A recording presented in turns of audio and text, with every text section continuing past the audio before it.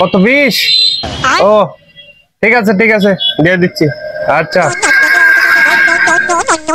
Hello, হ্যাঁ কত 40? ও আচ্ছা ঠিক আছে, ওকে। জাহাঙ্গীর চা দাও, আর কে কে খাবে তো আরেকো দাও, তুমি খেলে তুমিও খাও।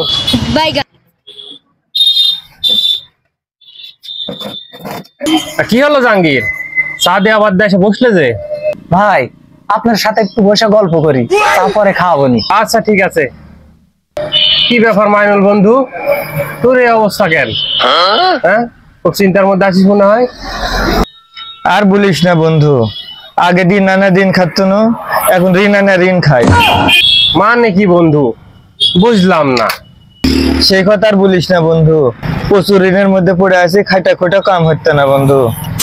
হয় ভাই, প্রচুর ঋণ, কিন্তু ভাই আপনি হঠাৎ করে এত টাকা পয়সা কিভাবে কামাই করলেন?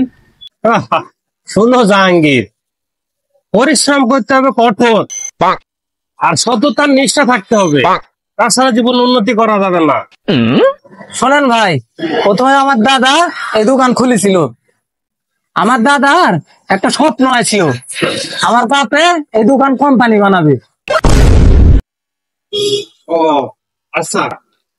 আমার দাদার যে ওই দোকানই আছে, ওই চা বানায় খাওয়া, ওই চা বানায় খাচ্ছি, কোনো উন্নতি নাই।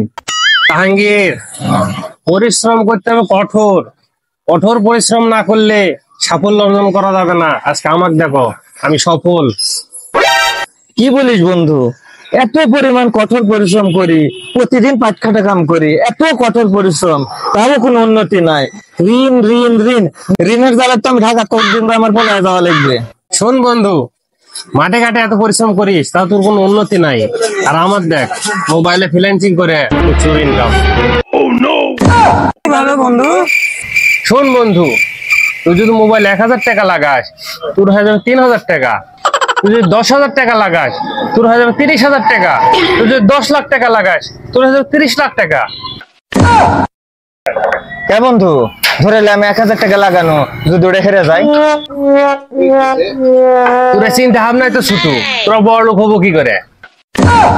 এই জন্য তোরা খালি খাইটাই যাবো, তোরা কোনোদিন উন্নতি করে পারবো না। ওইটা রাকিব, ওকে যা জিজ্ঞাসা করি তো। রাকিব ভাই জীবন গুনতে কয়দিন থেকে মোবাইল করা পাচ্ছি না, কোথায় গেছে? আর বলিস না, এলাকার সবার টাকা মারা নিয়ে ওই পলাতক হাজার হাজার মানুষ আর বাড়িতে আসতে খুঁজবে। আর তোরা কি আছে রে, তোরা আবার কিসব খুঁজত? আরে ভাই, আমার পায়েস তলে বেঁচে সব টাকা দিয়ে দিছি, 1 লাখ দিল বলে 3 লাখ হবে। ভাই আমি 5 কাঠা খাই, যা টাকা পয়সা আসলো তা সব আমি ওকে দিয়ে দিছি ভাই, আমার আর কিচ্ছু থাকলো না ভাই।